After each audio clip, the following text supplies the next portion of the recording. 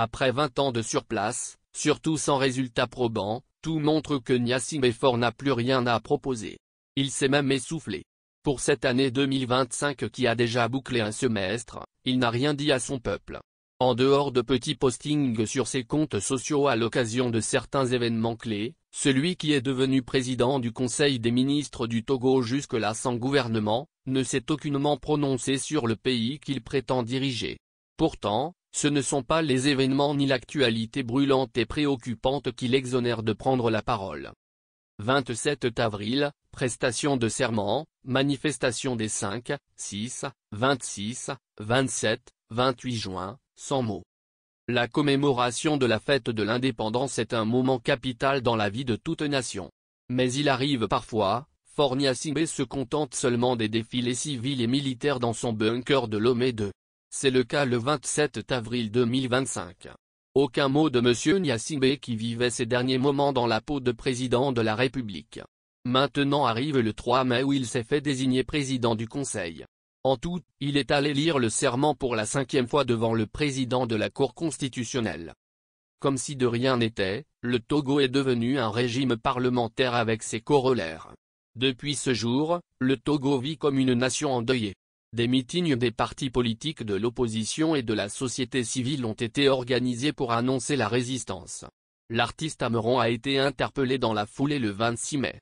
La tension s'est exacerbée et a débouché sur les manifestations des 5, 6, 26, 27, 28 juin 2025 avec les répressions sauvages et inhumaines. Faure Gnassingbé n'en a cure. Mais dès qu'il s'agit d'un événement à l'extérieur, il donne de la voix. 80e anniversaire de la Charte des Nations Unies, fort d'honneur de leçons. L'Organisation des Nations Unies a célébré le 26 juin 2025, le 80e anniversaire de la Charte des Nations Unies. Le texte, signé le 26 juin 1945 à San Francisco aux USA et entré en vigueur le 24 octobre de la même année, a été l'acte fondateur du changement de cap au lendemain de la Seconde Guerre mondiale. Cette commémoration coïncide avec une énième crise sociopolitique au Togo. Sans rien dire à la population dans la rue, le président du Conseil, Faure Gnassingbé qui semble fatigué de son pays, a plutôt produit un long texte pour se faire remarquer de l'extérieur comme si tout va bien dans son pays.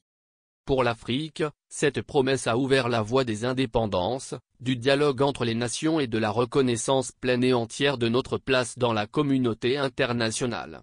Grâce à la charte, des avancées majeures ont vu le jour en matière de droits humains, de lutte contre la pauvreté, de maintien de la paix. L'idéal de la charte demeure une référence universelle, mais il nous faut aujourd'hui l'incarner dans des institutions plus représentatives, plus réactives, plus justes. A-t-il déclamé, après avoir rappelé la portée historique de l'acte constitutif. Pour lui, le Togo, qui a adhéré à l'organisation le 20 septembre 1960, reste pour sa part attaché à une ONU fondée sur la coopération et la souveraineté partagée.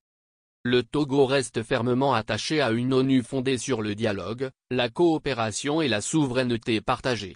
Mais nous appelons à un multilatéralisme réinventé, un multilatéralisme qui protège les plus faibles autant qu'il régule les plus puissants, un multilatéralisme qui ne se contente pas de gérer les désordres, mais qui prévient, qui répare, qui transforme, a-t-il débité. Des mots qui montrent tout le contraire de ce qui se passe actuellement au Togo où des femmes à main nue et sans défense sont poursuivies et battues dans les rues de Lomé comme des gibiers de potence. Il importe que le monde change son regard sur ce petit Togo dont les dirigeants constituent une gangrène et une poisse pour la population.